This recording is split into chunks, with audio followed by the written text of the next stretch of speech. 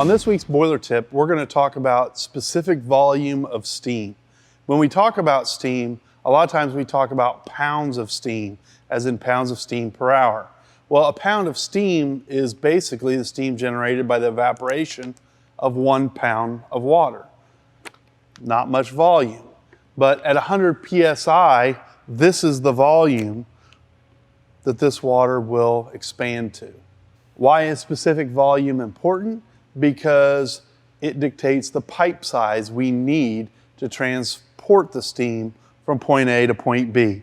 High pressure, smaller pipe. Low pressure, larger pipe.